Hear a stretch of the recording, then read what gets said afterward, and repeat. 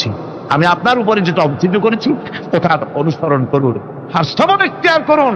যতক্ষণ না আল্লাহর পক্ষ থেকে চূড়ান্ত ফয়সালা না আসে ধৈর্য ধরুন, ধৈর্য ধরুন। আমার ভাইরা, কাফেরদের নির্যাতনের মোকাবেলায় আল্লাহ পাক তার হাবিবকে সান্ত্বনা দিয়েছেন। যখন কাফেররা নির্যাতন করতেছে, হারে হযরতে বেলাল নির্যাতিত, হযরতে সুমাইয়া নির্যাতিতা, হযরতে খাব্বাব, হযরতে হুবায়ব, হযরতে আম্মার রিদওয়ানুল্লাহ তাআলা আলাইহিম আজমাইন, এত মার হতেছে। হযরতে ওমর হযরতে খাব্বাব রাদিয়াল্লাহু তাআলা আনহুকে খোলা গায়ে দেখে বলছিলেন, খাব্বাব রে, তোমার পিঠে এত গর্ত কেন? এত গর্তওয়ালা পিঠ তো আমি মানুষের দেখি নাই, এত চিকুন কোমরওয়ালা মানুষও তো দেখি নাই। তিনি বলেছেন, ওমর তুমি কি ভুলে গেছো? ইসলাম কবুল করার অপরাধী কাফির বেঈমানেরা আগুন জ্বালায়া আংটা আগুনের উপরে আমাকে চিৎ করে শোয়াছে। আমি যেন নড়াচড়া করতে না পারি সেজন্য আমার বুকের উপরে পাথর চাপা দিয়ে রেখেছিল। গায়ের চর্বি আর রক্ত গলে গলে পড়ে আগুন নিবেছে, আর আগুন গোশত পুড়ে যে পিঠের মধ্যে প্রবেশ করেছিল আজও পর্যন্ত পিঠের সেই গর্ত সেরে যায় নাই। এভাবে অত্যাচার হচ্ছিল সাহাবীদের উপর।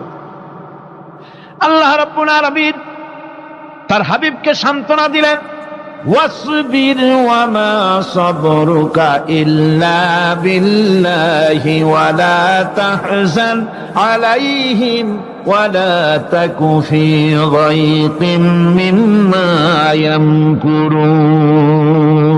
হে রাসূল, সবরের সাথে কাজ করতে থাকুন। আপনার এই সবরের তৌফিক তো আল্লাহই দিয়েছেন, আর ওদের সমস্ত ষড়যন্ত্র, ওদের অপকৌশলে আপনি দুঃখিত হবেন না, চিন্তা করবেন না, ভারাক্রান্ত হবেন না। আপনি নিশ্চিত থাকুন। ওয়াসবির লিহুকমি রাব্বিকা ফাইন্নাকা বিআয়ুনিনা। হে নবী, আপনার রবের চূড়ান্ত ফয়সালা আসা পর্যন্ত ধৈর্য ধারণ করুন। আপনি তো আমার চোখের সামনে। সুবহানাল্লাহ, সুবহানাল্লাহ। আপনি আমার চোখের সামনে, কে আপনাকে কি করবে আমি দেখবো না? সুবহানাল্লাহ।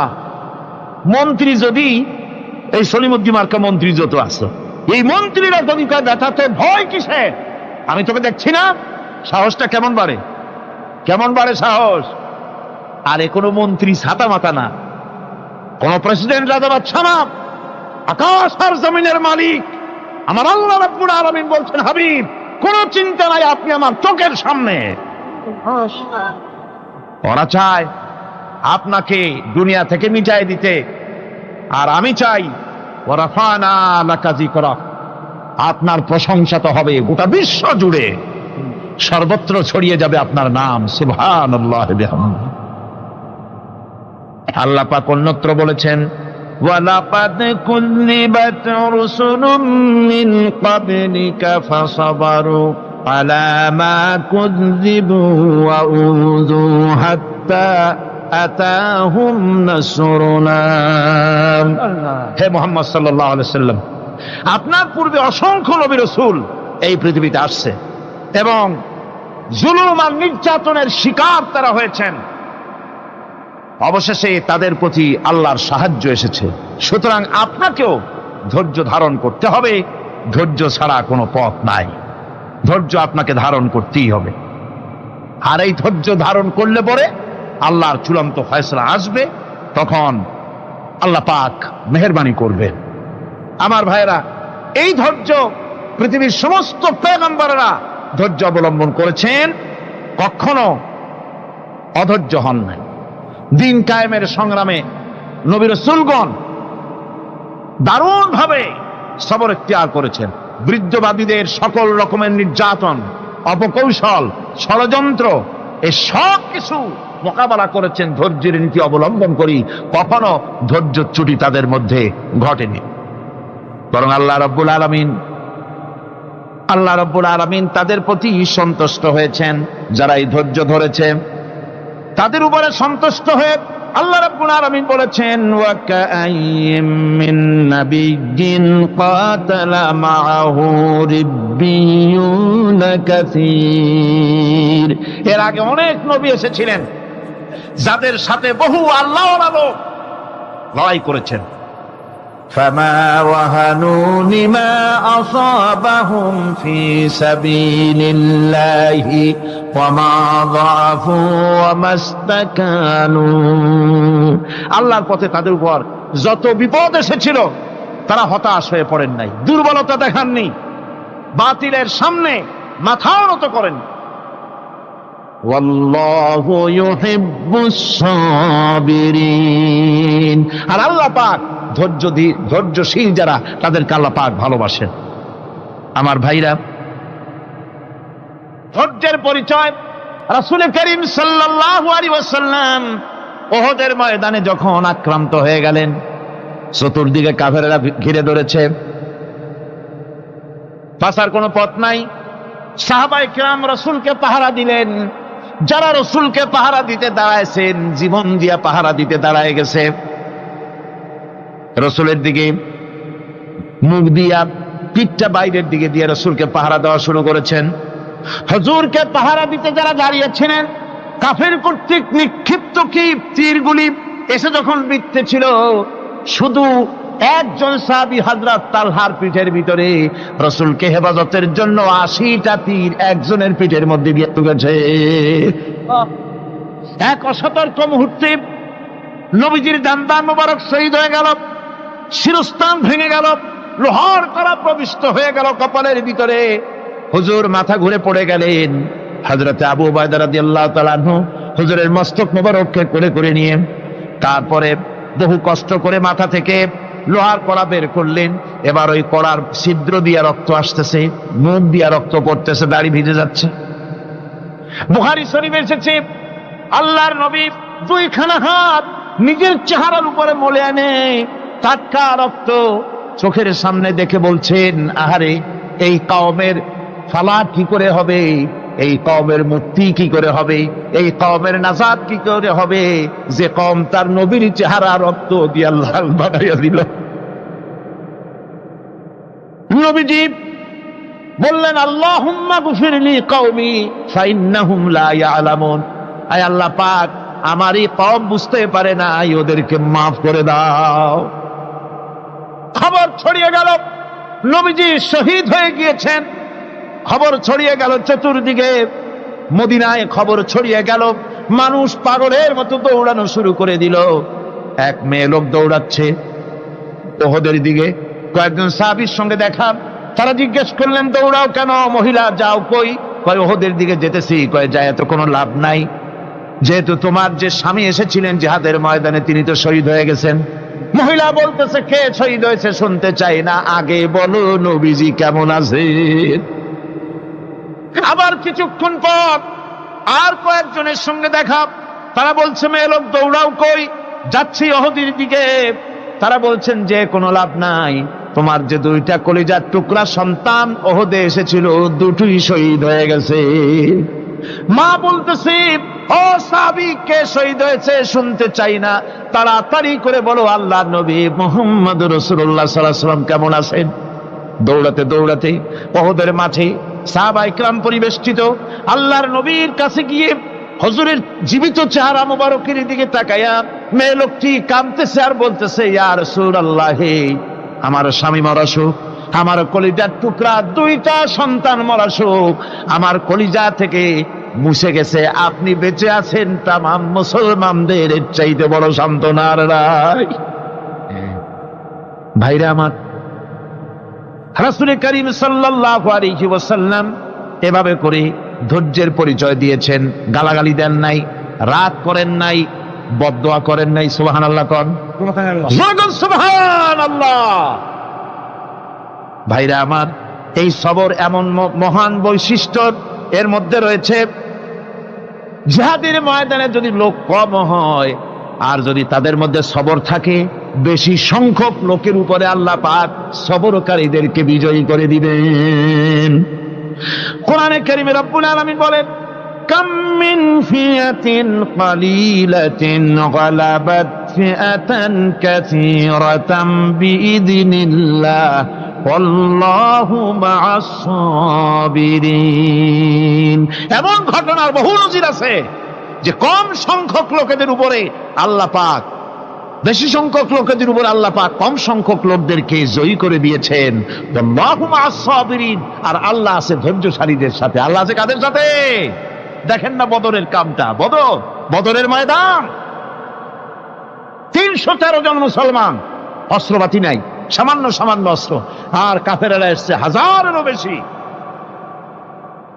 আমার বন্ধুগণ, ধৈর্যে কত বড় কাম দিল! ধৈর্য ধারণ করেছেন তারা, আল্লাহর উপরে ভরসা করেছেন। আল্লাহ রাব্বুল আলামিন অস্ত্রের কাজ কি দিয়া করায় দিলেন। একজন সাহাবী এসে বলছেন, হুজুর, জিহাদের ময়দান, ইসলামের প্রথম জিহাদ, আমার কাছে তো অস্ত্র নাই, মেহেরবানি করে একটা অস্ত্র আমারে দেন, আমি লাফায় পড়ি জিহাদের মধ্যে। হুজুর বলেন, অস্ত্র তো আমার কাছে নাই, দিবটা কি? সাহাবী বলছেন, হুজুর, অস্ত্র না থাকে যা পারেন তাই দেন, আপনার হাত দিয়ে যা দিবেন আমি দাঁড়ায় থাকতে পারবো না, জিহাদে আমাকে শরীক হতেই হবে। নবীজি কাছে পেলেন একখানা শুকনা খেজুরের ডালখানা তুলে সাহাবীর হাতে তুলে দিলেন। সাহাবী বলেন, রাসূলের হাতের দেওয়া শুকনা খেজুরের ডালটা নিয়ে আমি যখন কাফেরদের ভিড়ের মধ্যে ঝাঁপায় পড়ে যখন শুকনা খেজুরের ডাল দিয়ে আঘাত দিলাম, তখন ধারালো তরবারে দিয়ে আঘাত করলে যে কাম হয়, শুকনা খেজুরের ডালের আঘাতে কাফের দ্বিখণ্ডিত হয়ে জমিনে পড়ে গেল। ভাইরা আমার, আল্লাহ রাব্বুল আলামিন সবর যারা করে, সংখ্যা যদি কম হয়, আল্লাহ পাক তাদেরকে বিজয়ী করে দেবেন, এই ওয়াদা আল্লাহ রাব্বুল আলামিন করেছেন। এই সবরের গুণ ছাড়া জান্নাতেও প্রবেশ করা যাবে না। সবর যদি না থাকে বেহেশতে যাওয়া যাবে না। ভালো করে মনে রাখেন, আল্লাহ পাক বলছেন, আম্মা হাসিবতুম আন তাদখুলুল জান্নাতা ওয়া লাম্মা ইয়া'লামিল্লাহুল্লাযীনা জাহাদু মিনকুম ওয়া ইয়া'লামাস সাবিরিন। তোমরা কি মনে করেছো এমনি বেহেশতে চলে যাবা? এটা কি মামু বাড়ির আবদার নাকি? এমনি বেহেশতে চলে যাবা? অথচ আল্লাহ রাব্বুল আলামিন এখনো দেখেন নেননি যে তোমাদের মধ্যে কারা জিহাদ করতে প্রস্তুত, কারা তোমাদের মধ্যে জিহাদ করে জান দেওয়ার জন্য প্রস্তুত, আর কারা ধৈর্যধারী, এটা তো আল্লাহ এখনো দেখে নেন নাই। সুতরাং হক এবং বাতিলের সংগ্রামে লিপ্ত হতে হবে। আল্লাহ দেখতে চান কারা জীবন দিতে চায়। সুতরাং ইসলামী আন্দোলনে যারা শরীক হবে, তাদের বিপদ এবং মুসিবত দিয়ে আল্লাহ রাব্বুল আলামিন তাদের সাহসিকতা এবং ধৈর্যের পরীক্ষা নিবেন। কোরআনে কারীম বলছেন, ওয়ালানাবলুয়ান্নাকুম হাত্তা না'লামাল মুজাহিদিনা মিনকুম ওয়াস-সাবিরিনা ওয়া নাবলুয়া আখবারাকুম। অবশ্যই আমি তোমাদেরকে পরীক্ষার সম্মুখীন করব, আর তোমাদের মধ্যে সত্যিকার মুজাহিদ, দৃঢ়তা অবলম্বনকারী কারা, আমি তা দেখব। এটা যেন আমি দেখে নিতে পারি, সেই জন্য আমি বিপদ এবং মুসিবতের মধ্যে তোমাদের ফেলবো। ধৈর্যধারীদের উপরে আমার রহমত অবশ্যই থাকবে। খবর এমন এক সম্পদ যা ধারণ করলে পরে আল্লাহ রাব্বুল আলামিন রাষ্ট্রীয় ক্ষমতা দান করে দেন। কোন সুবহানাল্লাহ, জোরে কোন সুবহানাল্লাহ। ধৈর্য ধারণ করলে আল্লাহ রাষ্ট্রের মতো বিরাট নিয়ামত আল্লাহ হাতে তুলে দিবেন। তার প্রমাণ কোরআন শরীফ আল্লাহ বলছেন, বনি ইসরাইলরা মিশর থেকে যখন বহিষ্কার হয়ে গেল, তাদের যখন পা রাখার কোনো জায়গা থাকলো না, বনি ইসরাইলরা মিশর থেকে যখন বহিষ্কার হয়ে গেল, এরপরে আল্লাহ পাক তারা যখন ধৈর্য অবলম্বন করলো, আল্লাহ পাক তাদের ব্যাপারে বলছেন, ওয়া আওরাসনাল কওমাল্লাযীনা কানু ইউস্তাদআফুনা মাশারিকাল আরদি ওয়া মাগারিবা আল্লাতী বারাকনা ফিহা।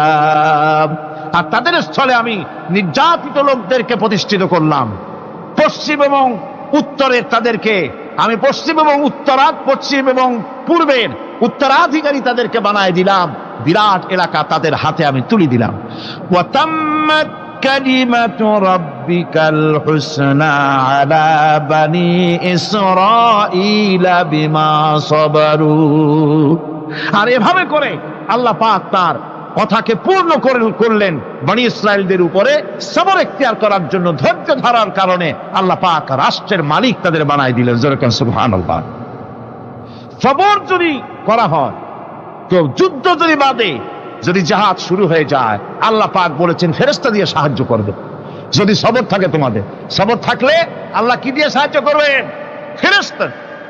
কোরআনে কারীম বলছি, বালা ইন তাসবিরু ওয়া তাত্তাকু ওয়া ইয়াতুকুম মিন ফাওরিহিম হাদা ইউমদিদুকুম রাব্বুকুম বিখামসাতি আলাফিন মিনাল মালাইকাতি মুসাউমিন। হ্যাঁ, তোমরা যদি ধৈর্য অবলম্বন করো আর আল্লাহকে ভয় করে চলো, তাহলে এক্ষুনি আল্লাহ রাব্বুল আলামিন তোমাদের জন্য কাতারে কাতারে শৃঙ্খলাবদ্ধ 10,000 ফেরেশতা দিয়ে তোমাদেরকে সাহায্য করবেন। সুবহানাল্লাহ। তোমাদেরকে ফেরেশতা দিয়ে সাহায্য করা হবে। তোমরা যদি সবর ইখতিয়ার করো, তাহলে সংখ্যা যদি কম হও, বেশি সংখ্যার উপরে জয়ী করে দেব। ইয়াকুম মিনকুম 20 সাবিরুনা ইয়াগলিবু মিয়াতাইন। যদি তোমাদের ভিতরে ধৈর্যশীল 20 জন হয়, আমি 200 কাফেরের বিরুদ্ধে তোমাদেরকে জয়ী করে দেব। সুবহানাল্লাহ। তোমরা যদি হও ধৈর্যশীল 200 কি কয় 20 জন, 200 কাফেরের উপরে তোমরা জয়যুক্ত হয়ে যাবে। আর বিপদ আর মুসিবতে যারা ধৈর্য ধরে, তাদের জন্য আল্লাহর পক্ষ থেকে সুসংবাদ। সুসংবাদ কাদের জন্য? ধৈর্যধারীদের জন্য। কোরআনে কারীম বলছে, ওয়াবাশশিরিস সাবিরিনাল্লাযীনা ইযা আসাবাতহুম মুসিবাতুন ক্বালু ইন্না লিল্লাহি ওয়া ইন্না ইলাইহি রাজিউন। সুসংবাদ সেই সব ধৈর্যশালীদের জন্য যারা নাকি বিপদ এবং মুসিবতে আসলে যারা বলে, কি বলে? পড়েন আমার সাথে, ইন্না লিল্লাহি ওয়া ইন্না ইলাইহি রাজিউন। এটা শুধু আমাদের লোকেরা কেউ মরলে পড়ে, এটা শুধু মরার সময় নয়, বরং যে কোনো বিপদ আর মুসিবত এলে মুমিন বান্দা যারা, তারা কি পড়বে? ইন্না লিল্লাহি ওয়া ইন্না ইলাইহি রাজিউন। নিশ্চয়ই নিশ্চয়ই আমরা আল্লাহর জন্য এবং আমাদের সকলকেই আল্লাহর কাছে ফিরে যেতে হবে, প্রত্যাবর্তিত হতে হবে। সবরকারীদের জন্য রয়েছে জান্নাতের সুউচ্চ সম্মানের জায়গা। জান্নাতে সবচেয়ে সম্মানজনক জায়গা আল্লাহ রাব্বুল আলামিন ধৈর্যশালীদেরকে দান করবেন। কোরআনে কারীম বলছে, উলাইকা ইউজসাউনাল গুরফাতা বিমা সাবারু ওয়া ইউলাক্কাউনা ফিহা তাহিয়াতাও ওয়া সালামা। এরা হলো সেই সব লোক যাদেরকে প্রদান করা হবে বেহেশতের সুউচ্চ মঞ্জিল, কারণ তারা সবর ইখতিয়ার করেছিল, তারা সবর করছিল, এই জন্য বেহেশতের সবচাইতে ভালো জায়গা তাদের দেওয়া হবে। কোন আলহামদুলিল্লাহ, জোরে কোন আলহামদুলিল্লাহ। এবং জান্নাতে সবরকারীদেরকে সম্বর্ধনা দেওয়া হবে, সম্বর্ধনা দেওয়া হবে।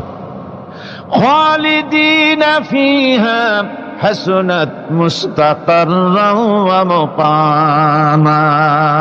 চিরদিন তারা জান্নাতের ভেতরে বসবাস করবে এবং কতই না সুন্দর, কতই না উত্তম জায়গা সবরকারীদের জন্য আল্লাহ বেহেশতের মধ্যে রেখে যাবেন। জান্নাতে প্রবেশ করার সাথে সাথে চতুর্দিক থেকে ফেরেশতারা ছুটে আসবে সবরকারীদের জন্য। ওয়াল মালাইকাতু ইয়াদখুলুনা আলাইহিম মিন কুল্লি বাব। চতুর্দিক থেকে ফেরেশতারা তাদেরকে ইস্তেকবাল করবে। কি বলবে? সালামুন আলাইকুম বিমা সাবারতুম ফানি'মা উকবাদ-দার। তোমাদের প্রতি শান্তি বর্ষিত হোক, কারণ তোমরা পৃথিবীতে সবর অবলম্বন করেছিল। কতই না উত্তম জায়গা, কতই না সুন্দর জায়গা আল্লাহ রাব্বুল আলামিন সবরের বিনিময় তোমাদেরকে দান করেছেন। সুতরাং এই সবর হচ্ছে মুসলমানদের জন্য সবচেয়ে বড় নিয়ামত। আজ আমার তো মনে হয় পৃথিবীতে মুসলমানরাই সবচেয়ে বেসবর। ট্রেনে যাবে বসা নিয়ে বেসবর, টিকিট নিয়ে বেসবর, বাসের মধ্যে বেসবর, বাজারে যাবে বেসবর, স্কুলে যাবে বেসবর, যেখানে যান সব জায়গায় আমরা বেশি অধৈর্য, ঠিক কিনা কর? সামান্য সামান্য জিনিস নিয়ে ঝগড়া করা, মারামারি করা, এই হচ্ছে আমাদের ট্র্যাডিশন। ধৈর্য অবলম্বন করতে হবে জীবনের সকল ক্ষেত্রে, এই ধৈর্য আমাদেরকে রক্ষা করতে হবে। এই ধরনের ধৈর্য যদি আমরা অবলম্বন করতে পারি, তাহলে আল্লাহ পাক বলছেন উলাইকাল্লাযীনা সাদাকু ওয়া উলাইকা হুমুল মুত্তাকুন, এরাই হলো ঈমানের দাবিতে সত্যবাদী। কোন আলহামদুলিল্লাহ। কারা কারা? না শুধু সবরকারী না। এই যে 10টা পয়েন্ট বলা হলো, কয়টা পয়েন্ট বলা হয়েছে? 10টি পয়েন্ট। সেই 10টি পয়েন্ট যারা পালন করবে এরা হলো ঈমানের দাবিতে সত্যবাদী, আর এরাই হচ্ছে প্রকৃতপক্ষের মুত্তাকি। আমরা মুত্তাকি বুঝি দাঁতে ছাতা, দাড়ি টাড়ি আশ্রয় না, জাব্বা জুব্বা গায়ে দিয়ে কোনো জায়গায় পড়ে থাকে, হ্যাঁ এটা বড় মুত্তাকি, খুব পরহেজগার। সালার চট্টর যদি পড়ে তাহলে তো আরো বড় পরহেজগার। জি, আর যদি কাপড় চোপড় মোটেও না থাকে তাহলে তো খাজা বাবা হয়ে গেল। জি, নাউযুবিল্লাহি মিন যালিক। আর আল্লাহ বলছে মুত্তাকি কারে কয়? শোনো, এরে কয় মুত্তাকি যাদের মধ্যে এই 10টা গুণ আছে। এই 10টি সত্য যদি সম্পাদন করতে পারি, যদি আমল করতে পারি, জীবন ধন্য হয়ে যাবে। সেই 10টি কথা আমি আবার আপনাদের স্মরণ পটে তুলে দিতে চাই, প্যাকেট করে পকেটে উঠাই দিতে চাই, যেন বাড়ি নিয়ে যেতে পারেন। 1 নম্বর হচ্ছে 10টি পয়েন্টের 1 নম্বর আল্লাহর প্রতি ঈমান। 1 নম্বরে আল্লাহর প্রতি ঈমান, 2 নম্বরে পরকালের প্রতি ঈমান, 3 নম্বরে ফেরেশতাদের উপর ঈমান, 4র্থ নম্বরে কিতাবের প্রতি ঈমান, 5ম নম্বরে নবীদের প্রতি ঈমান, 6ষ্ঠ নম্বরে সহায় সম্বলহীন নিকটবর্তী আত্মীয়, ইয়েতিম, মিসকিন, প্রবাসী, মুসাফির, সাহায্য প্রার্থী, এদেরকে মুক্ত করার জন্য এদেরকে সাহায্য প্রদান করা, 7 নম্বরে নামাজ প্রতিষ্ঠা করা, 8 নম্বরে যাকাত আদায় করা, 9 নম্বরে ওয়াদা পালন করা, 10 নম্বরে সবর এখতিয়ার করা। কয়টা হলো? এই 10টি কাজ যদি আমরা পালন করতে পারি, বিপদে মুসিবতে ধৈর্য ধারণ করতে পারি, যত মুসিবত আসুক, আসলে এগুলি কিছু না। মুসিবত আল্লাহ টেস্ট করবেন, মুসিবত দিয়া আল্লাহ টেস্ট করেন। দেখা যায় যে ওদের শক্তি খুব বেশি, চোখে আপনি দেখতে পারেন, কিন্তু আল্লাহ বলছেন ইন্না কায়দা শায়তানে কানা দাঈফা। বাতিলরা হলো শয়তান। বাতিলরা কি?